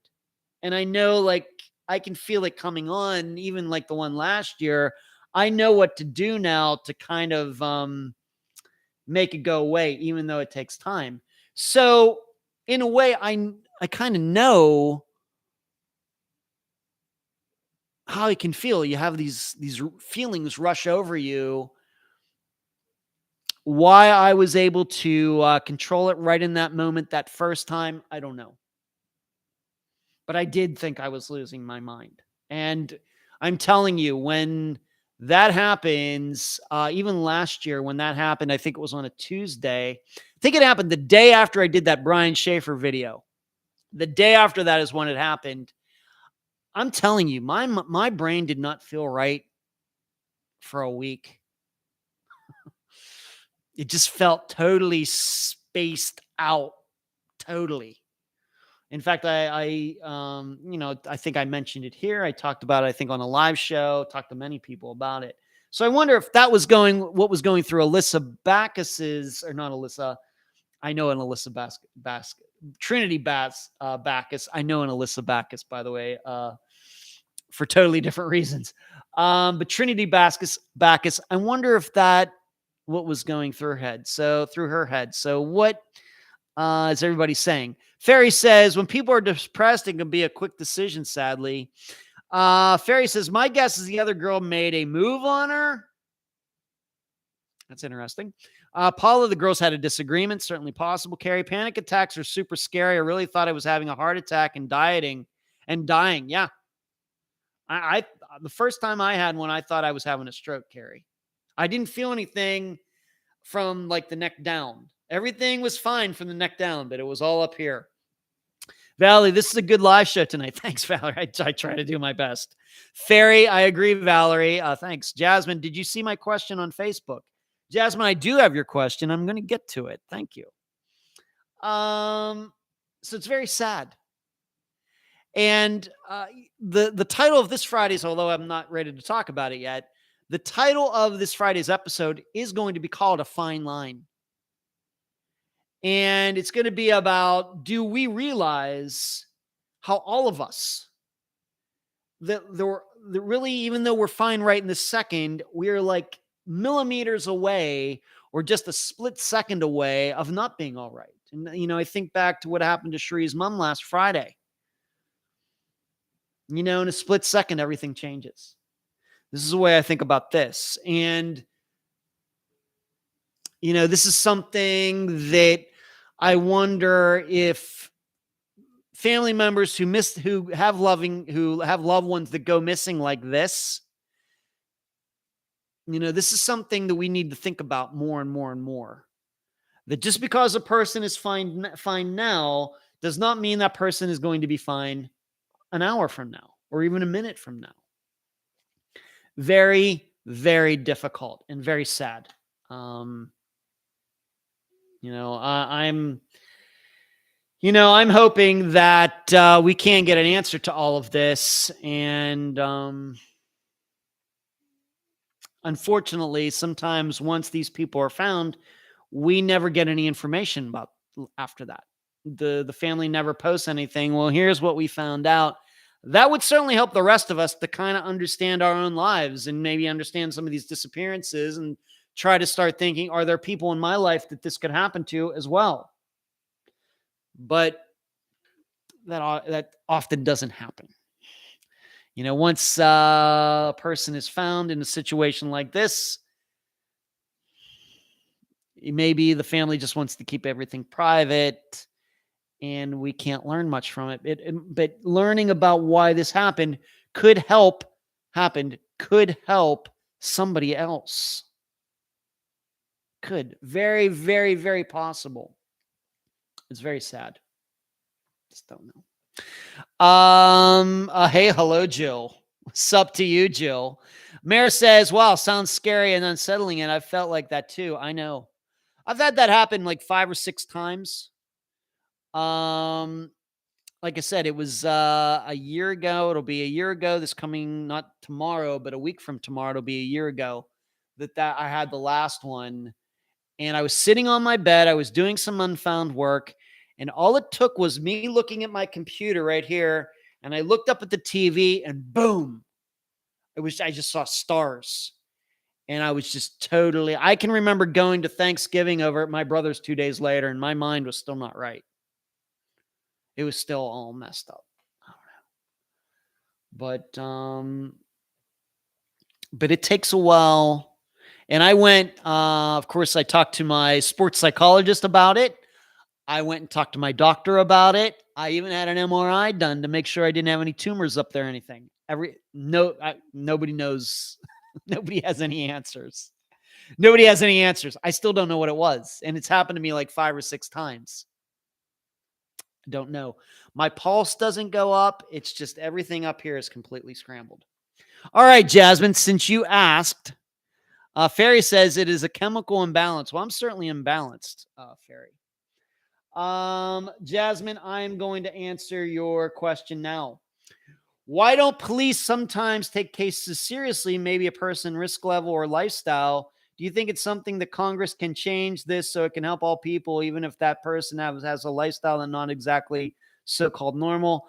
My opinion, Jasmine, is the last thing you want any, kind of legislation on any of this.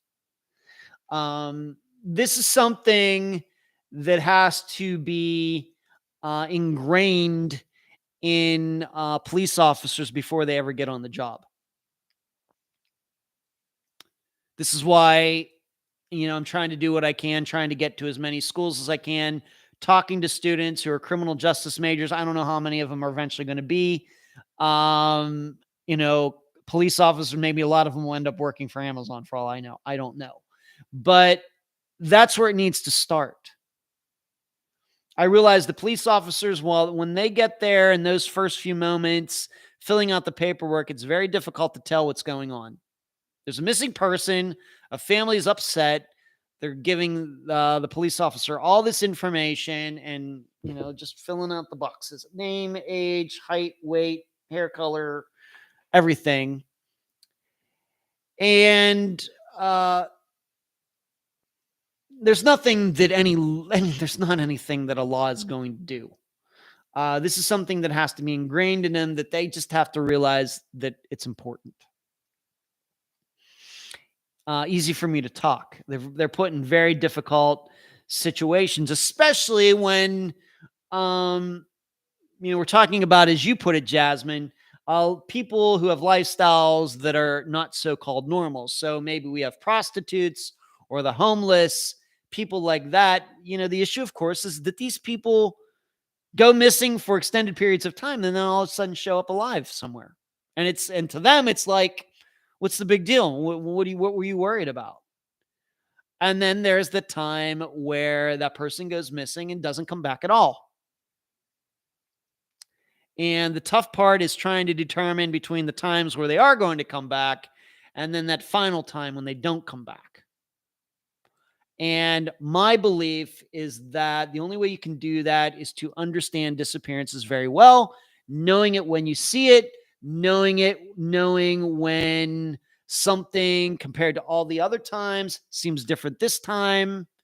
And right now, the problem is when police officers show up to take missing police report, they just treat them all the same, except for children. Children are different. Everybody else, it's just all the same. Pretty much, unless you're some dignitary or senator or something. They're not paying attention to what the family is saying. And even if they are, they don't know the words to look for. They don't know the right questions to ask, because it's through asking questions that we can start to determine what kind of disappearance this is. And is this person coming back? Is this person not coming back? Problem is, police officers don't know the right question to ask. They ask questions, but there are specific questions given what the person who wants you to fill out the report, the 911 caller, is telling you. That's what's important. Anybody can just show up and ask questions. You have to know the most important questions to ask. And so that's going to point you in a direction. And they don't know that. And it's going to take a while to do that, because I got to tell you, I think I'm the first person who even talks about this. I don't think there's anybody else in true crime or at the FBI or anywhere else that's talking about any of this. Why they aren't, why it hasn't occurred to somebody before me, I don't know. It became very obvious to me very early on in Unfound's existence. But on the other hand, that's just kind of how my mind works. So Jasmine, that's my answer for you. Thank you for the question, by the way. Carrie says, I couldn't catch my breath. My chest felt like a ton of bricks were on it. My arm hurt. All the symptoms of a heart attack. Was sitting in a car in work parking lot, ready to go clock in. Yeah, nothing like that, Carrie. For me, it's all up in my head. No chest pains, no arm pains, nothing. It's all in my head. Of course, it's all in my head. Mara, that is so weird. I wonder what brought it on. That's good you got checked out anyway. Oh, well, that's definitely not cool. It is not cool, Mara. I don't know what it is. If I knew, I'd tell all of you so it can help all of you.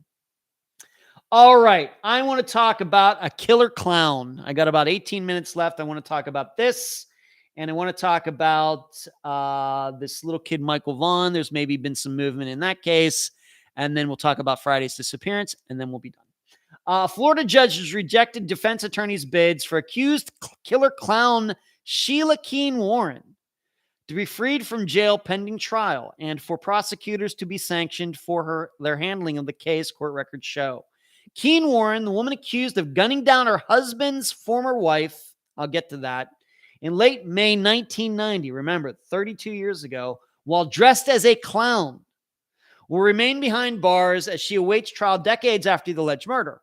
Florida Circuit Judge Scott Suskauer on Friday acknowledged the delays in this case, especially the most recent delays attributable to the state, but rejected the defense's motion for Keene Warren's pretrial release. In the motion, attorney Greg Rosenfeld argued that his client has spent 5 years in jail as she awaits trial.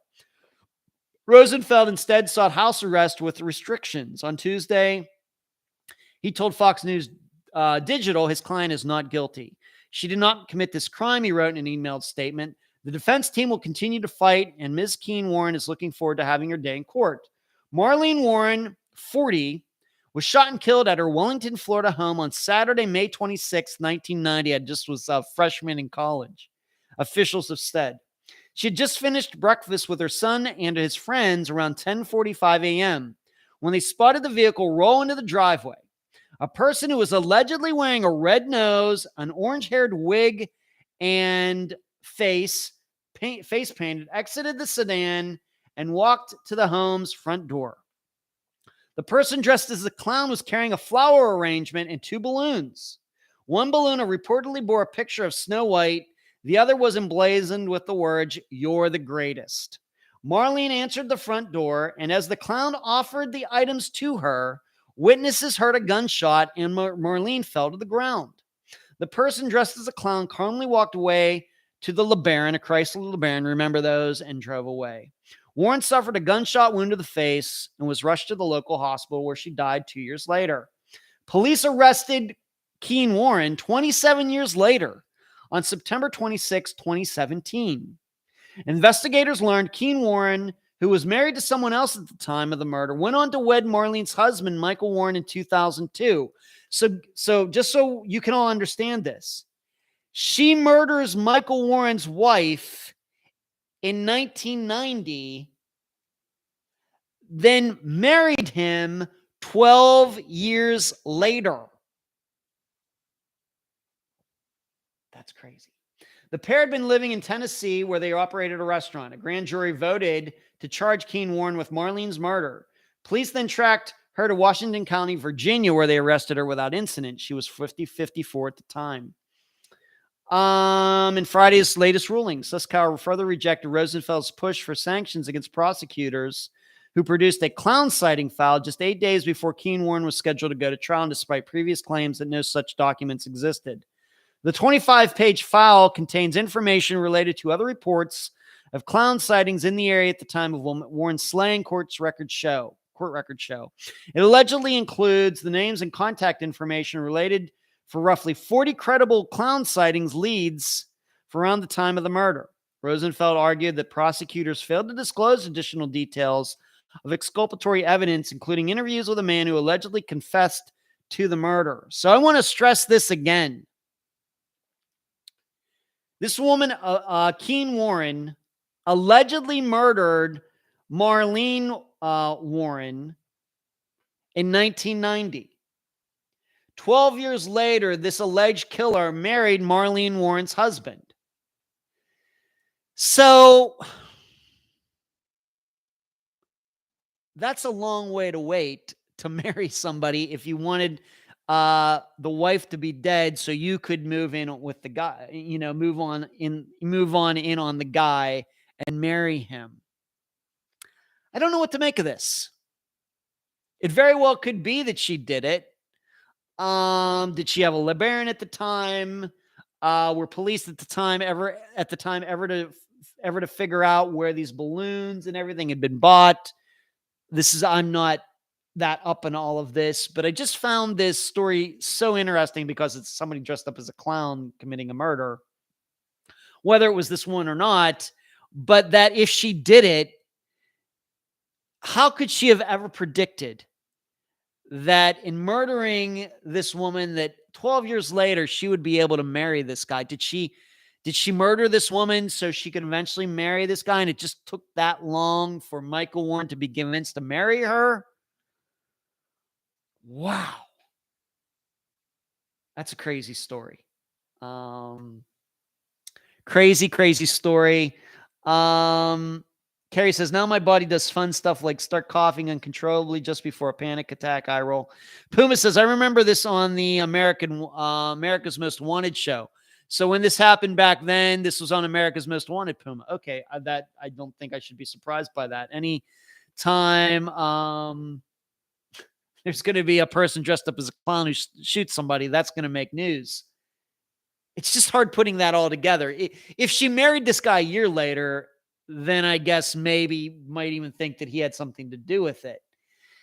If it's even a couple years later, then you start thinking, well, she murdered this woman, so this guy would be single, so she could kind of, run into this guy somewhere and would know, oh, hey, I know your wife's murdered. You have my sympathies, kind of, smooth up to him so she could be the next wife. But 12 years, man, that takes a lot of patience, doesn't it?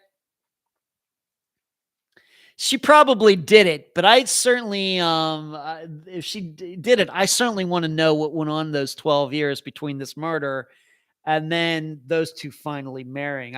Were they like dating for like years and years and years, or, crazy story. So I wanted to talk, got to talk about a killer clown, even if they're not from space.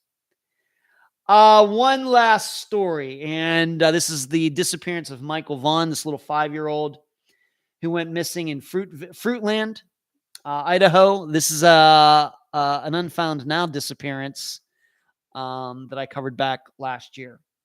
Police have arrested a woman suspected to be involved in the disappearance of a Fruitland boy and charged her with a failure to report a death. Sarah Wandra, 35, of Fruitland, was arrested Friday after police served a search warrant at the Red Wing Street residence she shares with her husband, Stacy Wandra, according to a probable cause affidavit. The residence was the site of a weekend police search and excavation in connection with the disappearance of Michael Vaughn. It's weird. Michael Vaughn is, although I haven't seen him recently, he's actually a disc golfer here in Pinellas County. Michael went missing on July 27th, 2021, when he was 5 years old. Police haven't said publicly what evidence they're looking for, but they brought cadaver dogs to search the yard. By Monday afternoon, officials had not said whether they found evidence or remains at the residence. According to court documents, police forced entry into the Wandra's home around 9:30 p.m. Friday, so a couple days ago, where they found Sarah Wandra in the living room. She was detained and read a copy of the search warrant. When I got to the portion that read murder, she said, "Did you just say murder?" Multiple times, a Fruitland police officer wrote in the affidavit. She also said, "I have never murdered anyone." Officials say Wandra maintained that she definitely did not kill that boy and said, "The Most High God already told me who did it." She reportedly told police, "Oh, wow, the Most High God just told me that Stacy was the one who killed him and buried him in the yard of the neighbor's house." Stacy, of course, is her husband.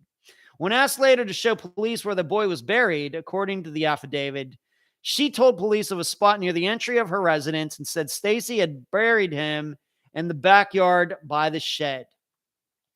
Police said by that point they had begun hand digging a portion of the Wandra's yard based on information received from Stacy, who had not been arrested or charged by Monday afternoon. It wasn't clear when or why police had spoken with Stacy Wandra. Sarah Wandra was arrested and told police, "God just told me that Stacy was the one who did it," adding that she knew the body was in the neighbor's yard because that's what Stacy just told me. She then corrected herself and said that's what God told her, according to the affidavit. She allegedly reiterated to police that she had nothing to do with Michael's disappearance. She said her husband buried Michael in the backyard by the shed, but wasn't the one who actually harmed the boy. She said instead that a man identified only as Adrian had been the one that had done it, and he was scared to tell anybody. Police said cadaver dogs had been called in over the weekend. Sarah Wandra was scheduled for arraignment at 1:30 p.m. Monday, which is today. Like I said, this was an Unfound Now that I did last year, maybe a month after Michael went missing. And having kind of followed it as much as I've been able to, I think the public perception has been that that the story that was out there was not exactly true. The story was that Michael was home with a family member and somehow Michael got out and walked down the street, never to be seen again. And I'm just not sure kind of what would we call that disappearance, the walk-off. But there were a lot of people that were doubting the story. Did something happen at his family's house? And they're just saying that Michael walked away. And if you go back and watch that Unfound Now, which I did not have time to do in preparation for this live show, but I went over a little bit of a map. Really not a lot of places that the little kid could have gone. I mean, if we're to believe that he walked off by himself and, died in the woods or somewhere nearby, there really wasn't a lot of places to go. And so what kind of made sense to me, and being that we all know the statistics on parents harming their children, is that I was inclined to believe that something happened in that home and they just all covered up because they all thought they were going to get in trouble. Now, you should know these Wandras, they don't really live that far away, just a couple blocks away from where Michael was last seen. What's hard to understand is what exactly happened here then. I will tell you, Sarah Wandra doesn't sound like she has all the marbles up there.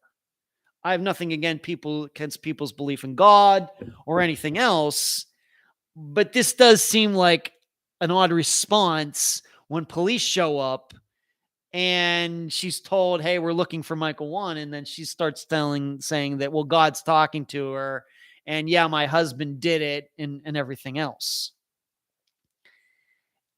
All I can say is if this is the reason that this house got raided, let's just say, for example, that Sarah Wandra was out in public somewhere and she was rattling on and on about Michael Vaughn's disappearance and talking about God and talking about that I think my husband did it. Maybe this is what caused this search warrant to be hatched in the first place. Well, if that's the case,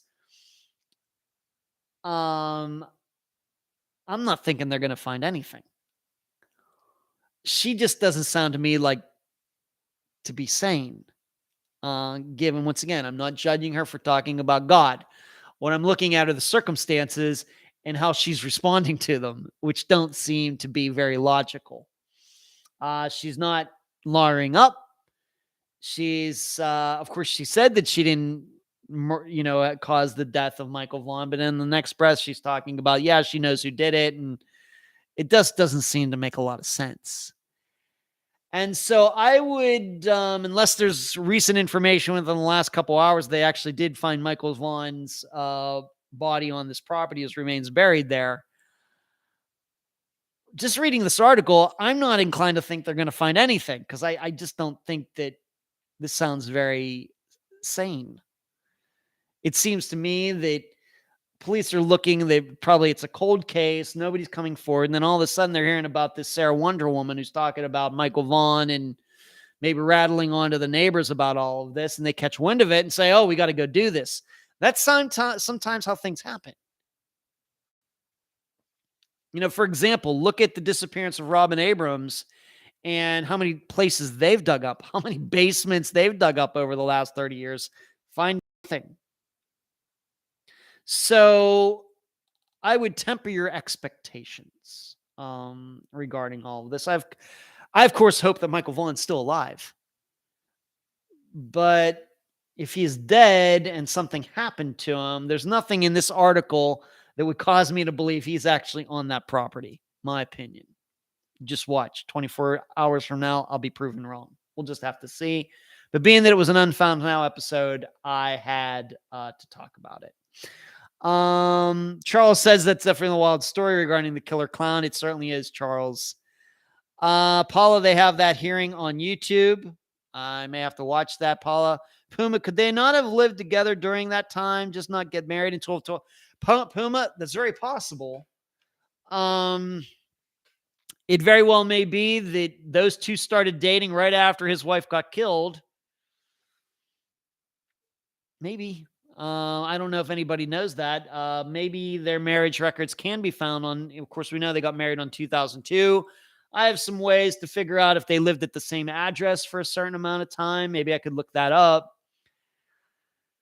It is a wild story, though. I think as a guy, if my wife had been murdered, I would be suspicious of any new woman who came into my life right after that. I don't care who she is. I don't care if it was Bo Derek. I would be suspicious of that woman's motives. Until I found out who actually murdered my wife, I don't think I would be doing any dating. I wouldn't be getting married again. Of course, I've never been married at all, but you know what I mean. I think if my wife got married under those circumstances, I would be suspicious of everybody. Clown drove up to our house. My kids are there. Our kids are there. And this person, I would be suspicious of everybody. The UPS driver, the clerk at the 7-Eleven, my supervisor at work. I'd be suspicious of everybody if I was that guy. That he went and got married again while his wife's killer has never been caught. Maybe he had something to do with it. Maybe that's where we need to go. Maybe if she had that information from somewhere else, the Sarah Wondra doesn't want to divulge from who, so the story she replaces with God, maybe the real, then there's a possibility that there's some real info in there. Maybe. I think some real leads investigators do get told in a kind of unhinged way. Surely so, the real. Good way to put it. All right, let's move on. There's some other things I want to get to. There's just no time tonight. 2 hours. I filled it up. I packed it in. Unfound was on a couple lists. Best Room Mystery Podcast for 2022. One of the downsides, the person who said it was a good podcast, one of the downsides was be ready for some heavy content. That was a negative for Unfound. Be ready with my little quote fingers up. Be ready for some heavy content was a negative. I got to tell you, people, sometimes I just do not get the true crime community. I just don't get it. All right. Friday, Jamie Valdez, who went missing. Depends how you want to put it. Ozark, Arkansas, or Boonville, Arkansas. He had just gotten married. Speaking of marriage, he got married in May of 2021. This is a very, very new disappearance. He went missing on June 9th of 2021. And in May, he had gotten married to a woman, but I don't know how smoothly things were going. They were living with some of her family members. And there was a brother who has a criminal record and actually has had some violent charges against him recently. But the story went that Jamie and his new wife got into an argument, and he took off, and then he went to see her at her work, and she couldn't talk to him. So he went home, packed up his car with some clothes, was never seen again. This all happened on June 9th. And then about a week later, his car was found very close to where he grew up, close to a cemetery that he knew very well. Somebody came across his car, and it just happened to be somebody connected to his wife. Some of the electronics of the car had been ripped out of it, certainly done after the car was put there. It was ripped out that the car could not have been driven if this stuff was like it was. So that is the disappearance. Jamie Valdez, Boonville, Arkansas, went missing on June 9th. It's a disappearance I'm going to call a fine line. And his sister, Sean Claiborne, is the guest on both audio and video. Well, that's it for this live show tonight. Do not forget, before you go, give this episode, this live show, a thumbs up. If you are listening to this on Tuesday, Wednesday, Thursday, Friday, or sometime in the future, please give Unfound Live, the podcast, a nice review on whatever app you use. Went through a lot of stuff tonight. In fact, who was it that said, I want to just quote this again. Somebody said, where is it? Valerie says, this is a good live show tonight. I agree. I hope everybody felt the same way. Talked about some personal stuff. Please keep Cherie in your thoughts and prayers. My assistant did some polling, the Dr. Telesco show. Talked about some stats from Unfound. Talked about Peggy and Patty McDaniel, and all sorts of good stuff. The stats, Michael Vaughn, the Killer Clown, Delphi murders. Got a lot in tonight. I feel really good about this live show. So that's it. Good night to everybody. Think about supporting this live show, the podcast, by becoming a member on this YouTube channel or Patreon or PayPal. Good night. See you, Charlie.